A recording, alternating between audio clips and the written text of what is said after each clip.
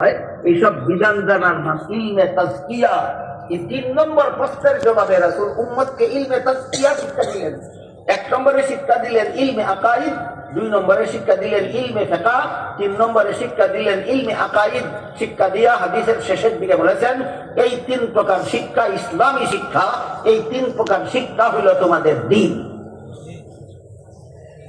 এই ইলমে আকাইদ সর্বস্তরের মুসলমানের অন্তরে বিশুদ্ধভাবে আছে না ভুল আছে?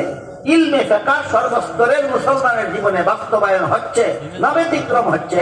ইলমে তাজকিয়ার বিষয়গুলি মুসলমানেরা অন্তরের দ্বারা পালন করছে না লঙ্ঘন করছে? এই ব্যাপারে সতর্ক দৃষ্টি রাখা এবং সমস্ত সমাজকে সংশোধনের পথ প্রদর্শন করা আলিমগণের দায়িত্ব। সবগুলি দায়িত্বের দিকে ইঙ্গিত করে আল্লাহ বলেছিলেন ওয়ালিয়ুনযিরু কওমাহুম ইযা রাজাউ ইলাইহিম লাআল্লাহুম ইয়াহযারুন। সারমর্ম হলো আলেমগণের একটা দায়িত্ব হলো ক্লাসরুমে ছাত্রদেরকে কোরআন হাদিস শিক্ষা দিয়ে সুযোগ্য আলেম রূপে গড়ে তোলা।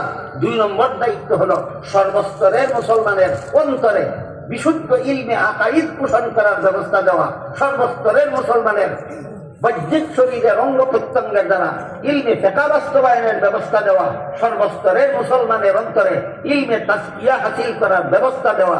এই 3 ইলম মুসলমানের জীবনে বাস্তবায়নের পথ প্রদর্শন করা আলিমগণের দায়িত্ব। এই দায়িত্ব পালনের জন্য এই মহাসম্মেলনের আয়োজন। আমি কি আপনাদেরকে বোঝাতে পারলাম? আলেমগণের 2টা দায়িত্ব।